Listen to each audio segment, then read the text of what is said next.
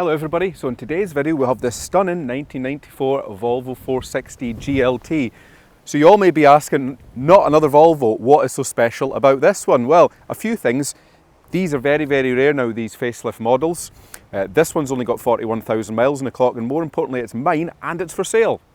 So since buying the car earlier this year, there's unfortunately not been a great deal of content on it, and why is that? Well, nothing's broke, it's not needed welded. I have however done a couple of little jobs which I'll explain a little bit later on. But in this video we're going to take a close look around the bodywork, show you exactly how mint it actually is. We're going to get a look inside, we're going to take it for a drive, I'm going to show you how nice it drives, and hopefully it'll be something you'll be interested in buying.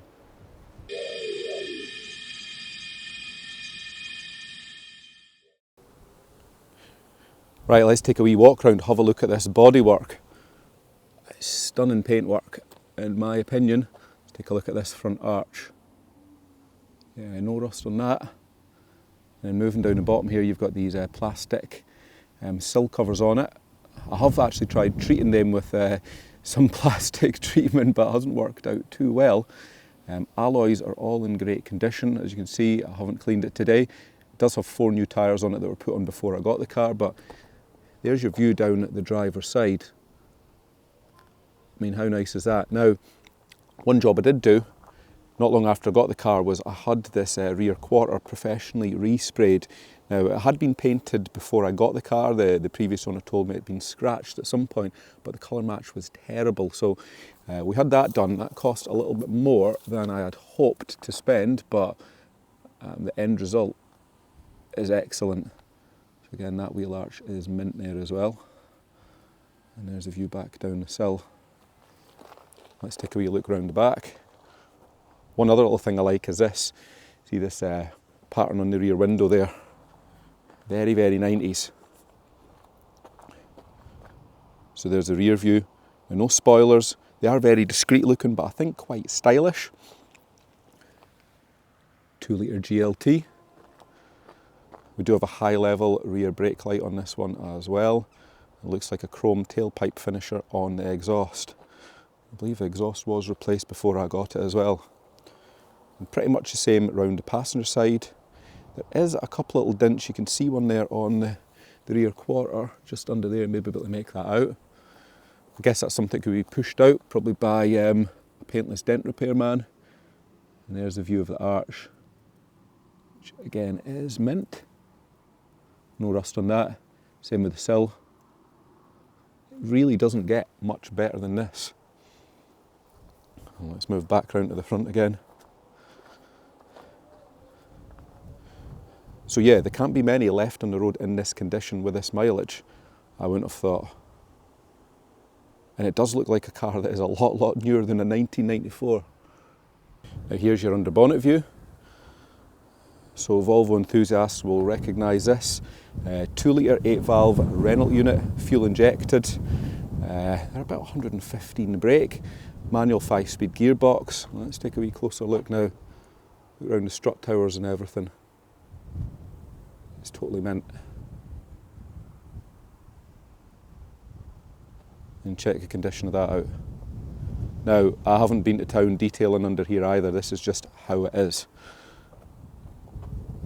Really good condition. And this car does get used. I've done a couple of thousand miles in it since I've actually bought it.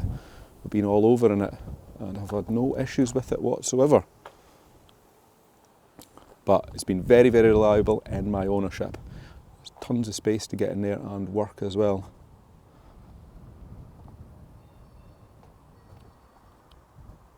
Volvo interiors are always a nice place to be. Now here's your seats. Now these, I can 100% confirm they are super comfy. I mean, I guess the pattern on the seats is probably down to personal taste, but these ones, these are half leather. You've got a lumbar support there. You've got height adjustment, and you've got a wee leather centre armrest in the front there, which is helpful for long journeys. Being a GLT, we've got all electric windows. Let's sit inside.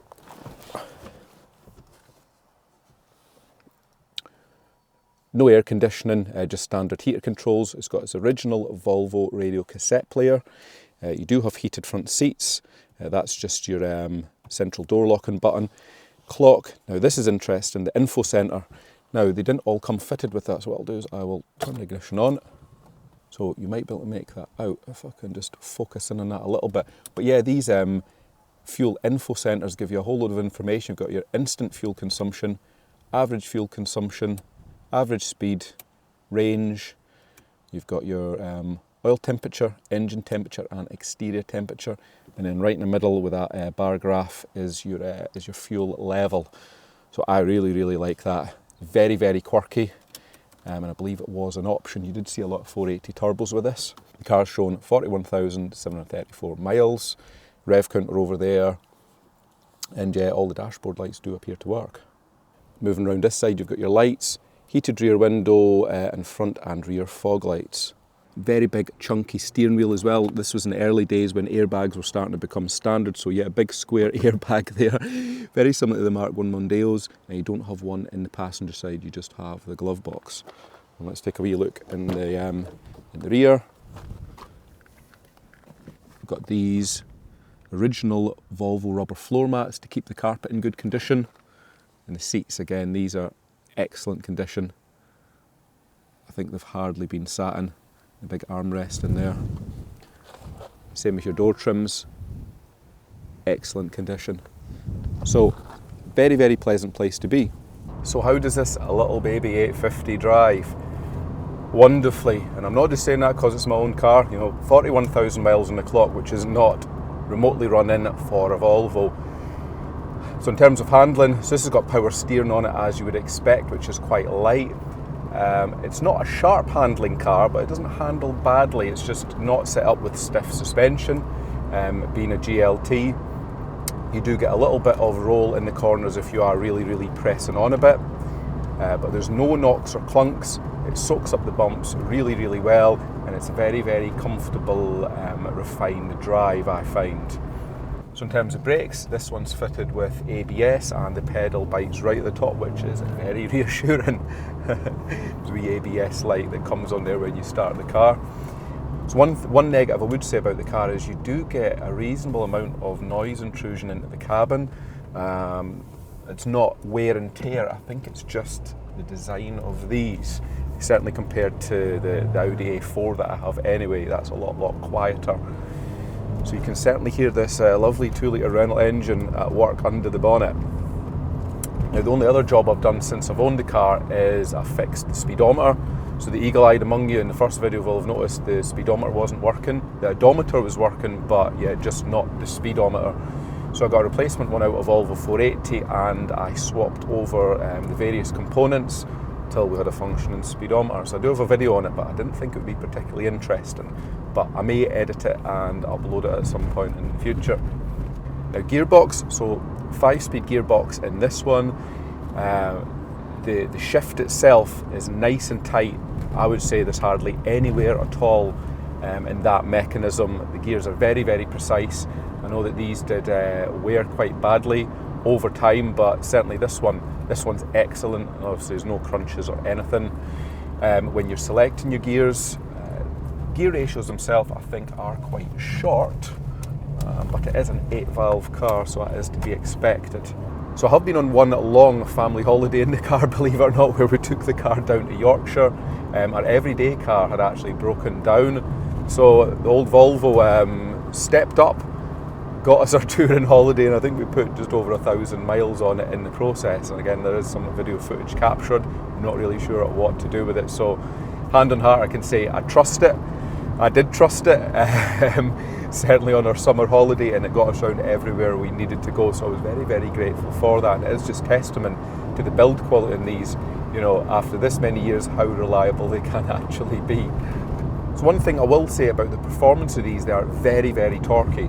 They tend not to like to rev out, but I'd probably say this is one of the torqueyest, most responsive cars I've owned. So there's 3,000 revs third gear, you know, you floor it, it's off. Very, very strong mid-range. That is probably, I would say, one of its best points.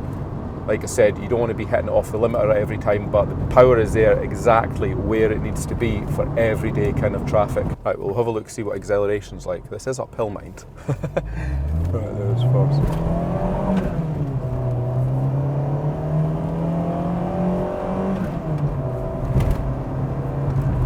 there we're at 60. So you see what I mean? It kind of tails off a bit at 5,000. Very, very smooth, no misfires, anything like that. I think the book speed in these was something like 9.5 seconds, so it does seem a little bit faster. But I think it's that torque that's deceiving, because they are still a relatively light car. Now in my ownership, in terms of mile per gallon, I've gotten anywhere from 30 to mid-40. I think it was 42 or something on that long run I took down to York in it, which is so impressive for a 2-litre car. And it was loaded up with luggage as well, and the whole family. So overall, I think it's been an excellent little car. And I think the 2-litre injection is definitely the one to go for. You know, second gear, floor it, and it's off. And I mean, at motorway speeds, fifth gear, you know, even there, 50 mile an hour, you floor it in fifth. It's got enough torque, you know, so you don't really need to drop down a gear. So I've been really, really impressed with this car. And the only reason I'm selling it is I do have my eye on something else I would like to replace it with. And yes, that is another Volvo. I'm going through a real Volvo phase at the moment. So if I don't get the money I'm looking for, I will just keep it, because that is the one reason it's been sold for. Like I said earlier in the video, these seats, I've done hundreds and hundreds of miles in these seats and I've not come out with any pain whatsoever. That's been really, really impressive, but I think that was the thing that back in the 80s and 90s, seats were a lot more comfortable than they are in modern cars. Do another wee pull.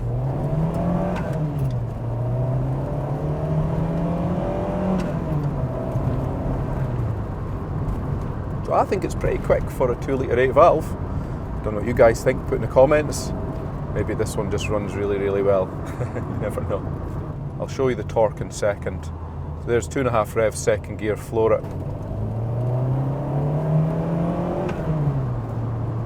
I think it pulls really, really strong. I did own a 480 turbo one, so I don't think there'd be much difference if you compared the two back to back. So that concludes the video on the Volvo 460. So what do you think? I mean, rarity factor, 10 out of 10, you just don't see them. The condition underneath as well, it's pretty much mint underneath, you know, it's been garaged a lot of its life. The previous owner who I bought the car from, he had recommissioned it, he is an ex-Volvo tech. He rescued it from a deceased estate where it had sat in the garage tucked up, which is probably why it has survived so well. Again, 41,000 miles, there can't be many with that low mileage on it. It's a high-spec model, being a GLT. It's got the right engine, it's a 2-litre, and you know, it's on the road, it's been used, so it's not one of these ones that's just sat about in the garage, and the minute you take it out to use, you end up breaking down. It's well proven, and in my opinion, very, very reliable. Great, comfortable car to drive, and a Volvo, so it's safe. And I think I love the retro style, and it really, really stands out. And I get a lot of positive comments when I take the car out to shows or to meets, you know, just because nobody sees them and the condition that it's in. So I hope you've all enjoyed this video, and it's given you a bit of an insight into what a facelift 460 GLT is like, and I will catch you all for the next video.